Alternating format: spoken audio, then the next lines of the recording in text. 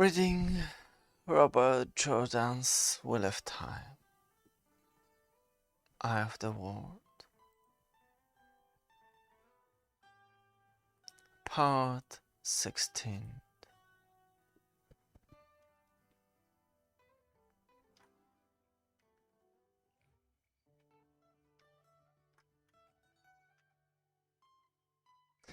Perrin had awoken in a small strand of Aegreens far past sunrise. In a rush, the evenings of the night before came back to him, and he was on the move. His eyes followed the strong flood of the Arinal downriver. He was stronger swimmer than Egwene. If she had made it across, no, not if. The place where she had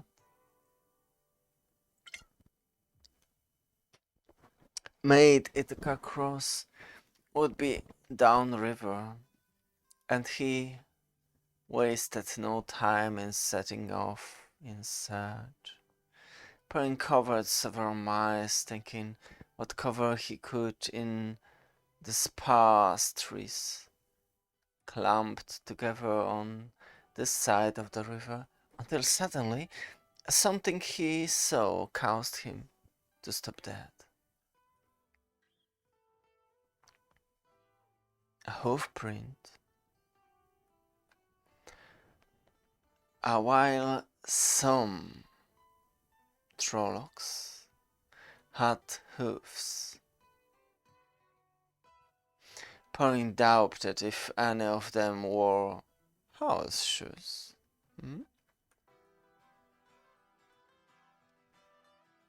Forgetting possible eyes on the other side of the river, Perrin cast about for more tracks. The dead grass did not take impressions well, but he found them anyway. The scanty trail led him straight away from the river to a dense strand of trees. Still grinning, Perrin pushed his way through the thick interwoven branches, not caring how much noise he made. Abruptly he stepped into a little clearing under the hemlock and I guess I should have called out. I thought you had drowned. Oh, your clothes are still wet here. Come sit by the fire. Bella got me across. She headed away from the trucks and just towed me along. I haven't seen anyone else.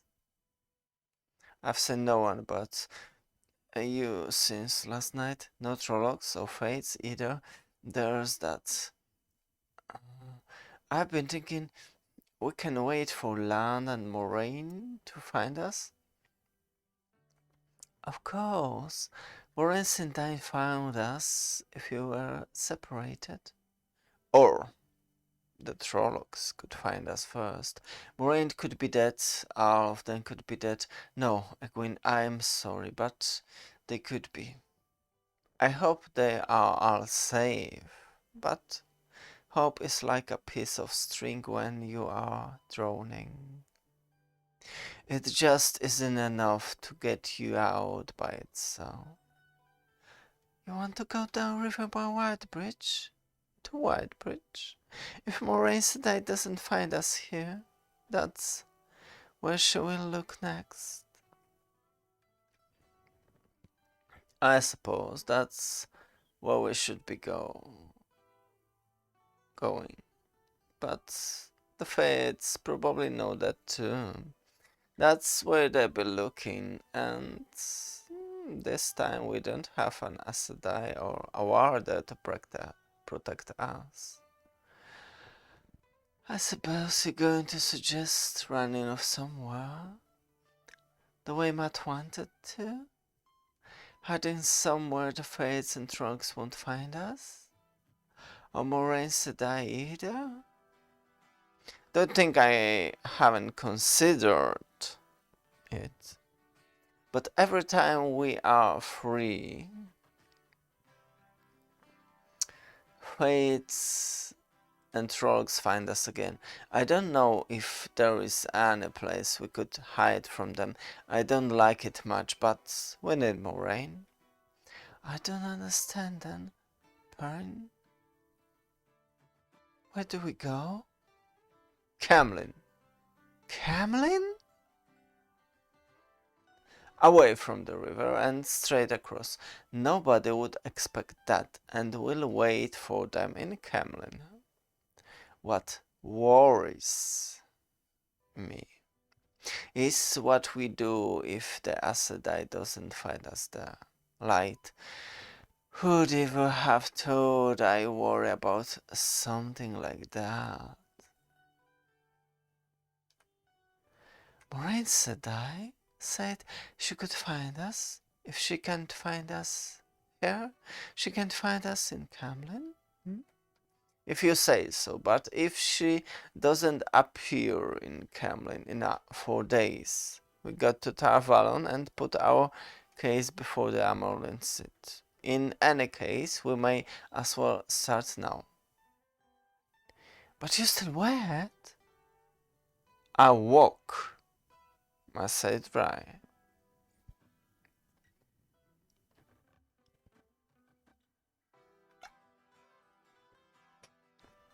You're not going to walk the whole way?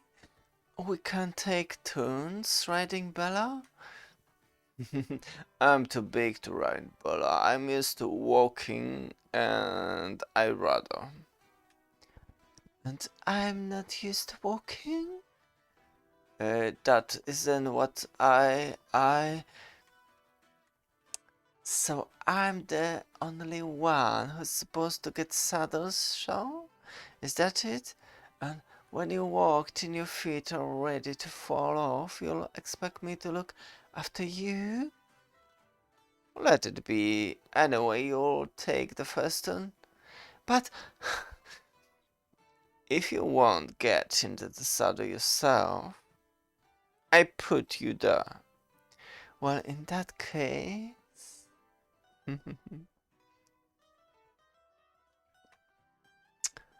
Perrin grumbled.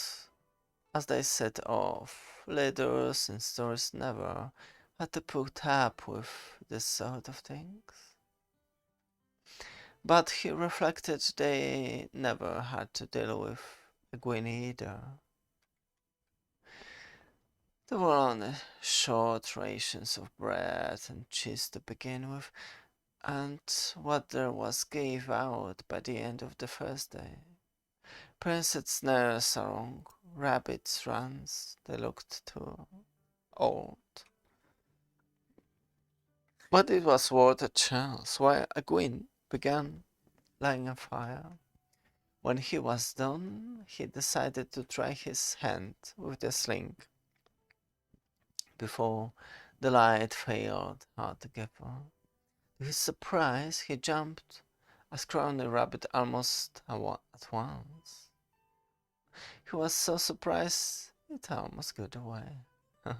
When he returned to the camp with the rabbit, Egwene, what are you doing?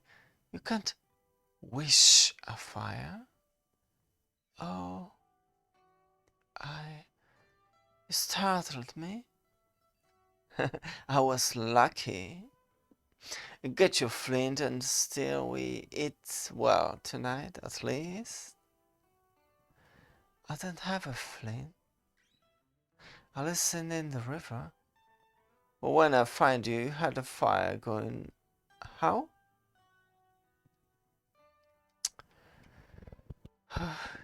It was so easy back there on the riverbank, Perrin. Just the way Moraines they showed me. I just reached out and I can find it now. The power? Are you crazy? I mean, the one power. Woohoo! You can't just play around with something like that. It was so easy. I can do it. I can channel the power. I'll make a fireball. Egwene, I promise you won't try this thing again. I will not. Would you give up that axe of yours, Perrine Ibarra? Would you walk around with one head tied behind your back? I won't do it. I made the fireball. At least don't try it again tonight. Please. Egwene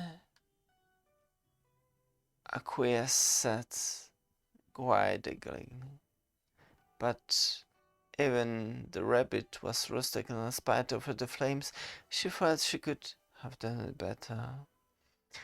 She would not give up trying either. Every night she tried again, thought the best she ever did was a trickle of smoke that vanished almost immediately. Press dared him to say a word, and he wisely kept his mouth shut.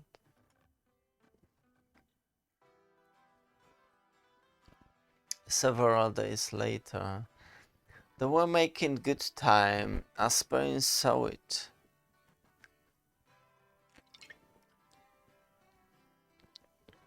But as they got further and further from the Aritinella without seeing a village or even a farmhouse where they could ask direction, his doubts about his own plan grew. He was walking at Bella's head, wondering if they would find anything to eat that evening when he first caught the smell. A smoke! A cook fire? Somebody's roasting dinner. Rabbit. Maybe. Wait here. And be quiet. We don't know who it is yet.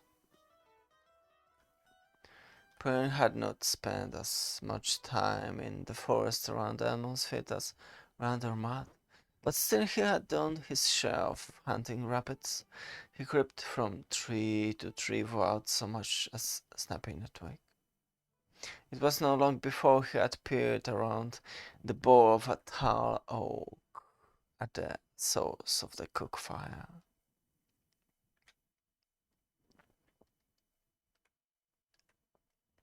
You done rolling? You and your friend might as well sit and have a bite. I have seen you eat much the last couple of days.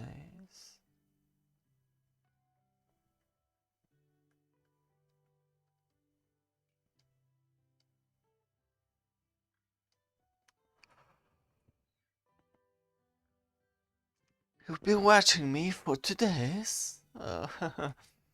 Yes, I've been watching you, and that pretty girl pushed you around like a bantam roast, doesn't she? Hurt you mostly. The horse is the only one of you who doesn't trample around enough to be heard. 5 miles off. You'll be going to ask her in? Or are you intending to eat out the rabbits yourself? Egwene, it's alright. It is rabbit. My name is Perrin Ibarra. I'm called alias Machera. Perrin nearly dropped Alias' hand when the man looked up at him. His eyes, they were yellow, like bright polished gold. Some memory ticked at the back of Perrin's mind and fled. All he could think of right now was that out of the Troll's eyes he had seen had been almost black. Perrin? Oh, alias, this is Egwene. Alvar, Egwene? Oh, I'm sure the girl would rather say hello to those rabbits. Sit here. Later, after Perrin and Egwene had eaten their fill, what are you two doing out here? There is a house inside 50 miles in any direction. We're going to Camlin. Perhaps you could... Camlin? The path you following, the land you've taken the last 2 days, you'll pass 100 miles or more north of Camlin. We're going to ask directions. We just haven't found any farms or villages yet.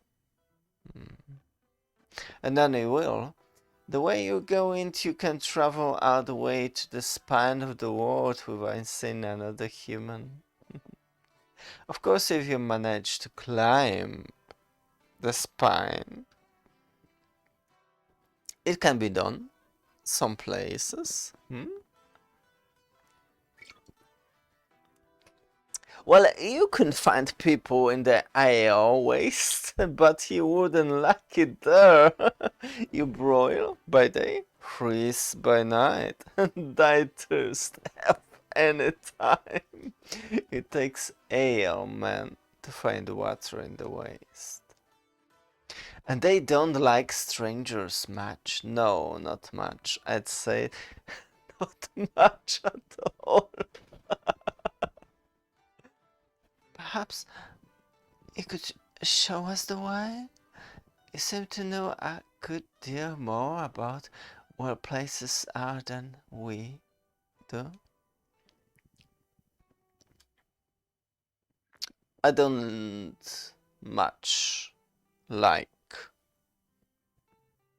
people. Cities are full of people. I don't go near villages or even farms very often. Villagers, farmers, they don't like my friends.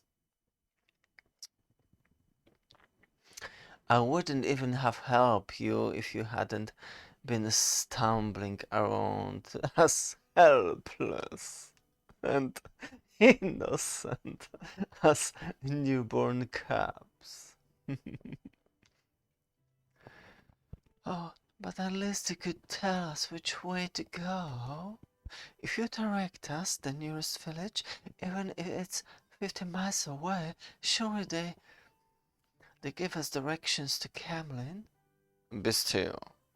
My friends are coming.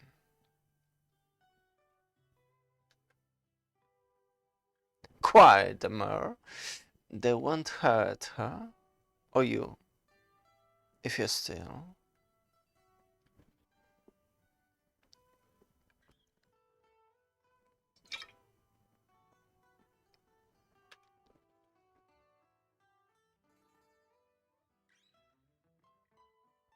Before Gwyn could even form the question, who are your friends? They come. 4 wolves stepped into the firelight, shaggy, waist-high, form with jaws that could break a man's leg.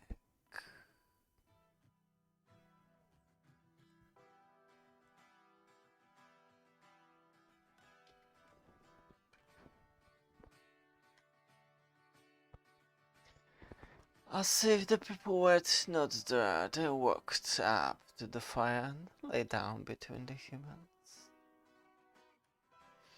The firelight reflected off the eyes of the wolves, the yellow eyes.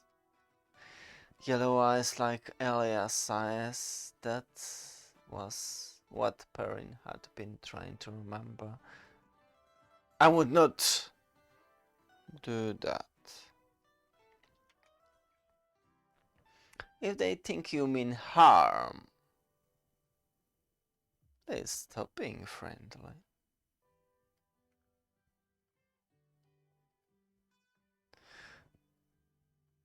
That's better. Are they tame? They're pets? Wolves don't tame. Girl. Not even as well as men. They're my friends. We keep each other company, hunt together, converse. After a fashion, just like other friends, isn't it right? Dapple? You talk to them?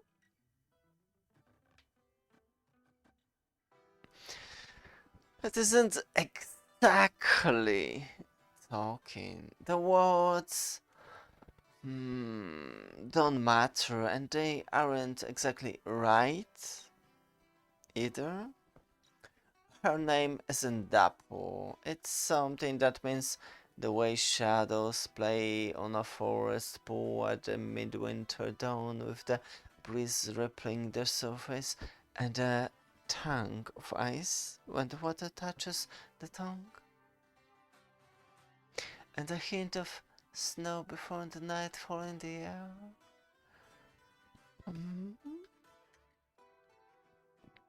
But that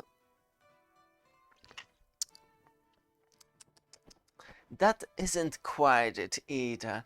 You can't say it in the words. It's more of a feeling. That's the wolf's talk. The others are Burn, Hopper, and Wind. How, how did you learn to talk to wolves, Elias? Oh, they find out. I didn't. Not at first. That's always the way of it. I understand. Find you, not you. Damn.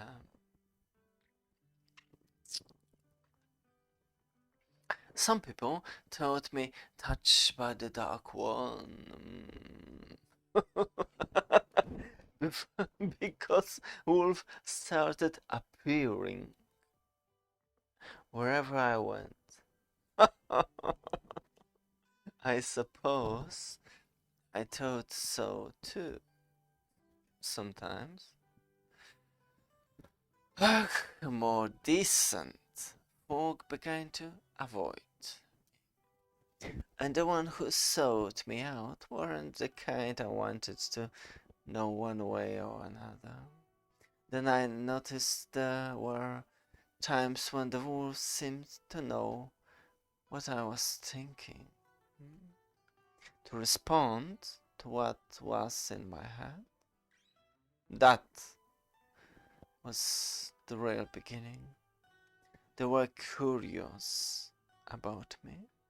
Wolves, constant people, usual, but not like this. They were glad to find me. They say it's been a long time since they hunted with men, and when they say a long time, the feeling I get is like a cold wind howling hard away down from the first. From the first day.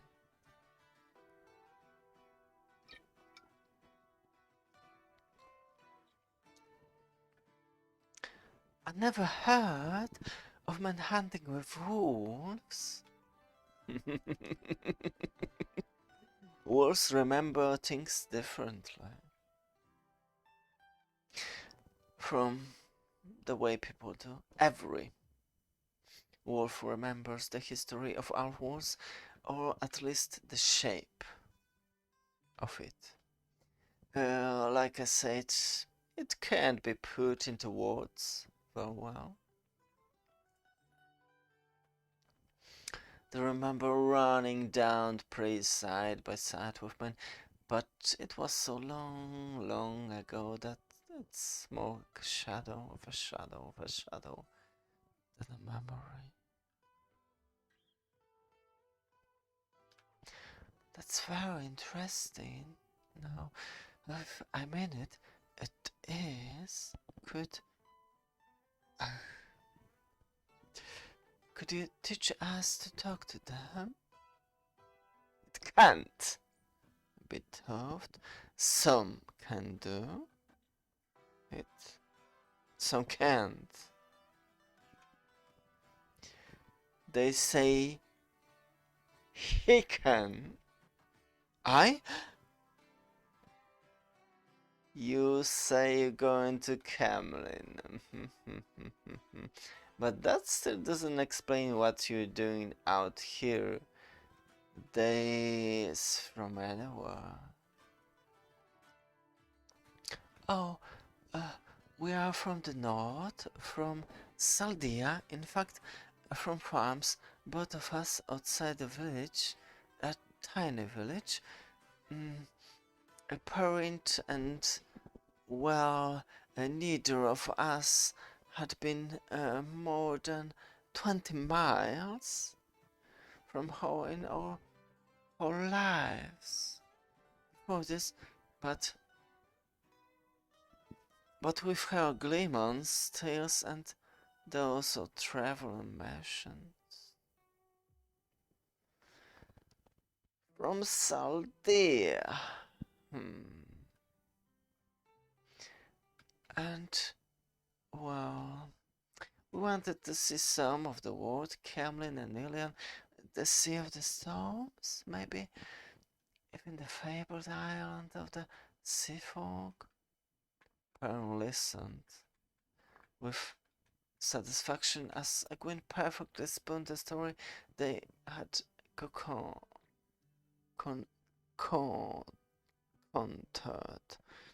for strangers. Not even Tom Merlin could have made a better tale or one better suited to their needs. That's right. We heard about the scene Marathon first. I'm sure like to see the king, but the capital city would be the first place our fathers will look.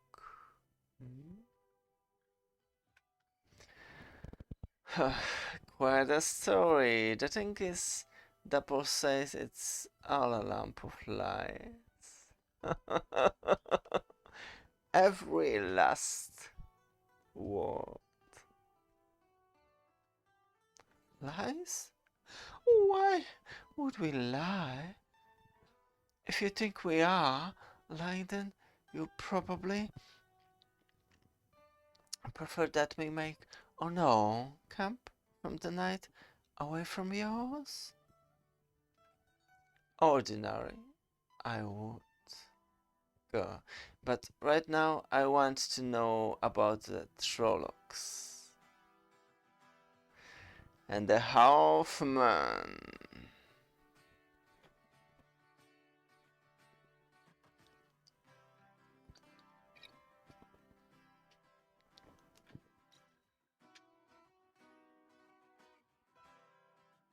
Apple says she smelled Halfman and Trollocs in your minds while you were telling that full story. They all did. You mixed up Trollocs somehow, and Isla's wolves hate Trollocs. And Halfman, worse than the wildfire, worse than anything. And so do I. Burn wants to be done with you. It was Trollocs gave him that mark when he was yelling. He says game is scarce, and you're fatter than any deer he's seen in a month.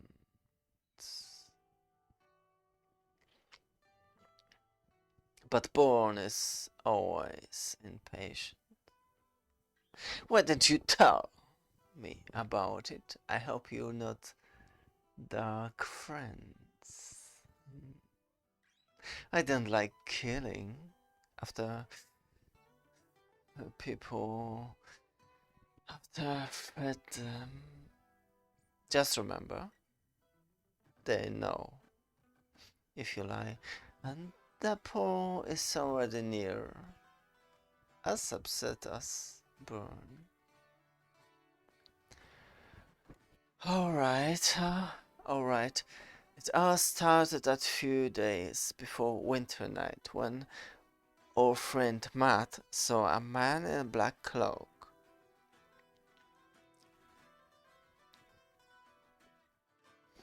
As the parent told his story, the way the wolves held his head, he had the impression that they were listening. The story was a long one, and he told almost all of it. The dream he and the others had in Berlin thought he kept her to himself. He wanted for the wolves to make some sight. They coughed their mission, but they only watched. The paw seemed friendly.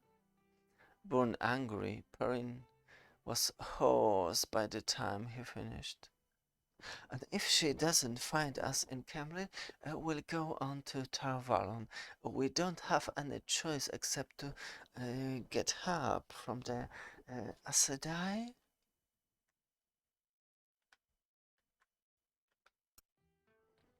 Trollocs and halfmen. This far south. Oh, that's something to consider. I don't hold with Aes Sedai the Redaja. Those that like hunting for men who mess with the One Power. They wanted to gentle me once. I told them, to their faces they serve the Dark One. They didn't like that at all. They couldn't catch me, Toad. Once I got into the forest, Toad, they do try. I'd vanished. But they stuck in the walls. It has to do with the One Power? Of course not. Wouldn't have worked on me. Gentling, but it made me mad. Them wanted to try.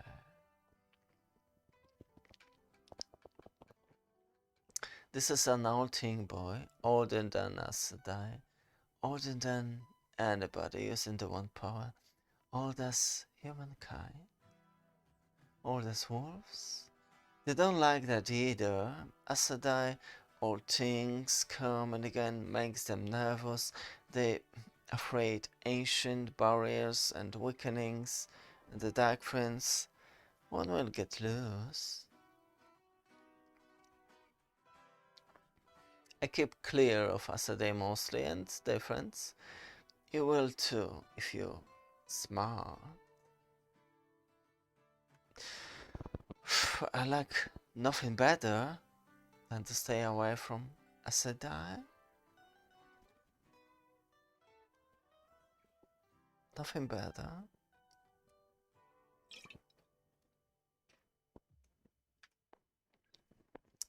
But it isn't as we have a choice. If we have Trollocs chasing us and Fates and Draga, everything but Dark Friends,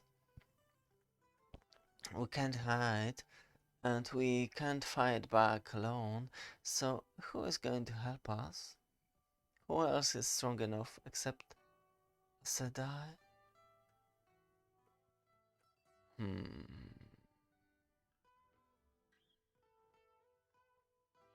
When he watched, he had feeling he could almost hear that allies and the wolves were saying to one another, even if it had nothing to do with the power, he wanted no part of it. It had to be some crazy joke. He couldn't talk to wolves. As Perrin thought that one of the wolves, Hopper, looked at him and he seemed to grin. Perrin wondered how he could put the name to the wall. Elias was silent for a time, looking at the wolves. Most often, dappled or burned, Perrin shifted nervously and tried not to watch. Finally, Elias spoke up. You could stay with me. With us.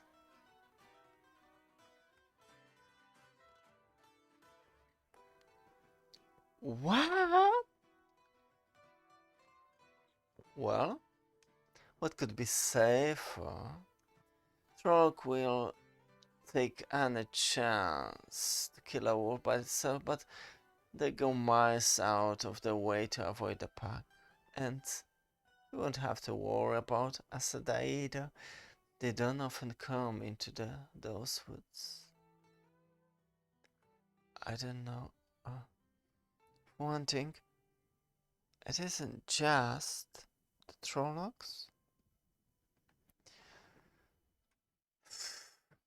I've seen a pack pull down one bad of those ILS too. Lost half of the pack, but they wouldn't give up. Once that had its scent, Trollocs, Murder, it's all one of the wolves. If they really want, boy, they heard of other men who could talk to wolves, but you're the first one they've ever met, besides me. They accepted your friend to Toad. You'll be safer here than in other city. There's a dark friends in city. Listen, I wished I'd stop saying that. What you do, that's what you're saying? We're going to Camlin, and then to Tar Valon. Oh, and what about Perrin? Me? Well, let me think. Yes. I think I'll go on. Well, Egwene, that make both of us. I guess I'm going with you at all. Good to talk those things out before making a decision, isn't it? Hmm? Dapple said that's what you decide, she said. The girls planted firmly in the human world, while you standing halfway in between. Under the circumstances, I suppose we better go south with you, otherwise you'll probably starve to death. Or get lost, or... Dapple runs this pack. Some of the males could best her if they challenge, but she's the smartest than any of them, and they know it. They know it. She saved the pack more than once. But Byrne thinks the pack is wasting time with you. Hating Trollocs is about all there is to him, and if there is are Trollocs this far south, he wants to be of killing them. We quite understand, but we really can find our own way. With some directions, of course, if you give them. I said that will lead this pack. Didn't I? In the morning, I start south with you, and so will they.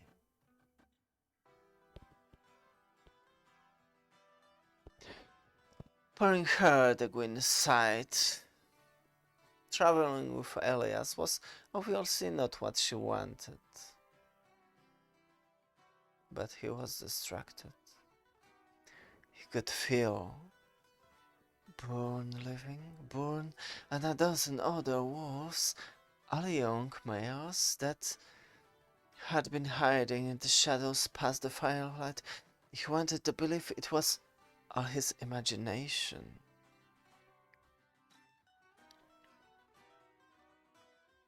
But he could not. And just before the departing of the wolves faded from his mind, he felt a thought he knew came from Bourne. A sharp and a clear, as if it were his own thought. Hatred. Hatred. And the taste of blood.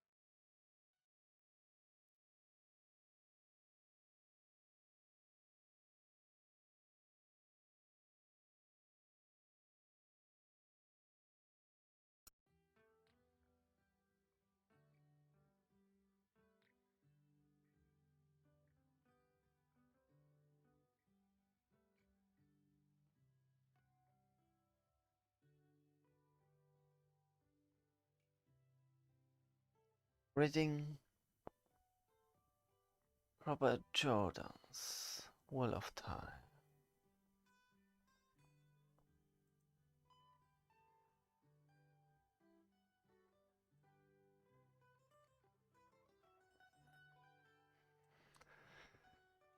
Part 17.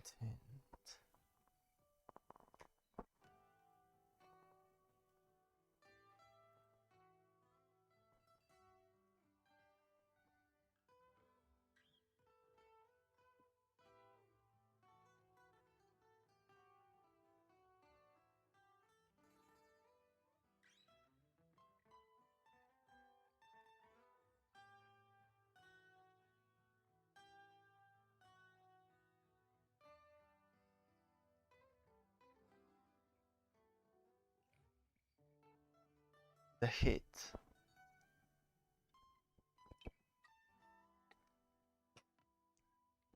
The Great Hit. It pricked Durant's skin. His sweat evaporated before it had a chance to beat, and his eyes burned. How long had it been now? Too long? He had been there too long. He knew that.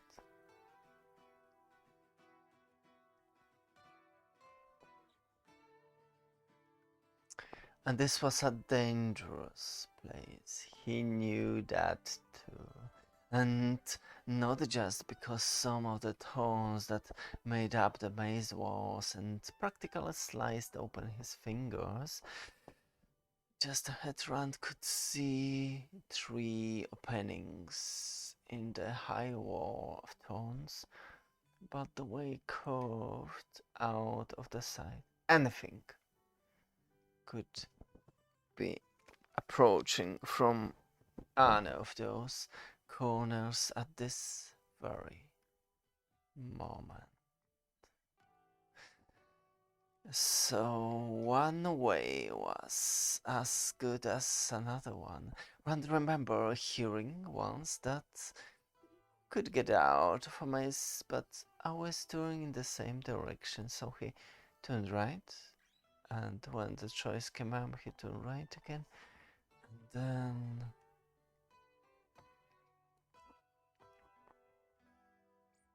How long do you think can evade me, boy? How long do you think you can evade your fate? You are mine.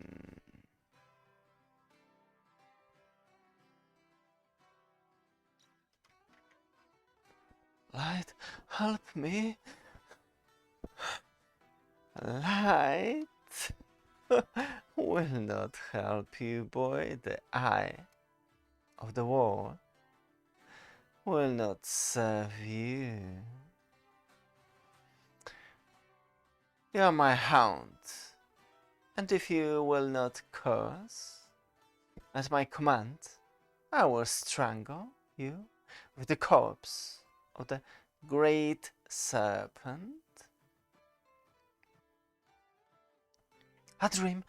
This is a dream.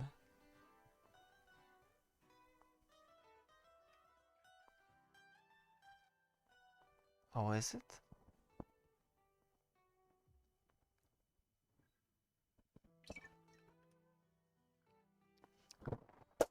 Oh, a dream.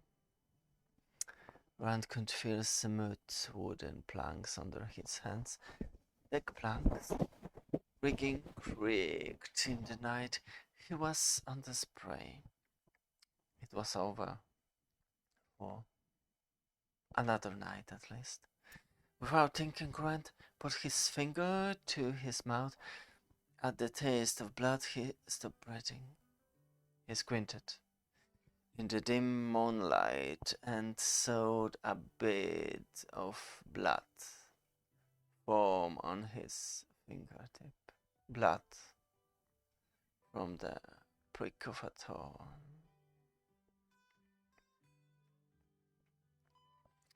The sprayed maid haste slowly down the urinal. They did not put in to shore, neither by day nor by night. This was fine, while the memory of the Trolloc attack was fresh in the minds of the crew. But as the shock of the attack began to fade, men began to mutter and grumble.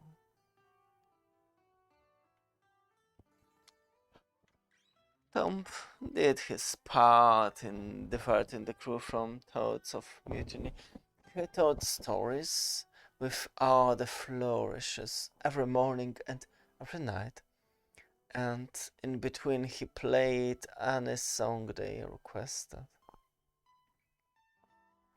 To support the notion that Rand and Matt wanted to be apprenticed gleemen, he set aside time each day for lessons, and that was entertainment for the crew as well.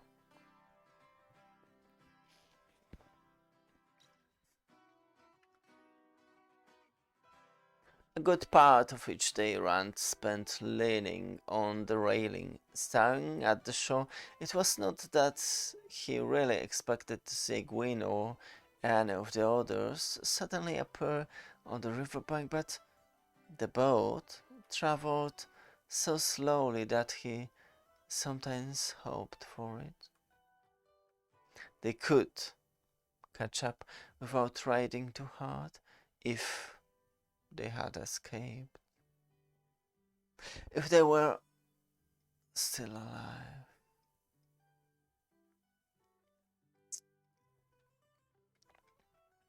One day when the eastward shore had become flat grassland, again broken only occasional but thickest, the sun glinted off something in the distance. What? What is that? It looks like metal. It do be metal. Oh, a tower of metal. I have seen it close up, and I know river traders use it as a marker. It will be 10 days from Whitebridge at the rate we go. What's that you say? A metal tower? Aye. Shining still by the look and feel of it, but no sign of rust. 200 feet high, it'd be as big around as a house, with no mark on it, and never an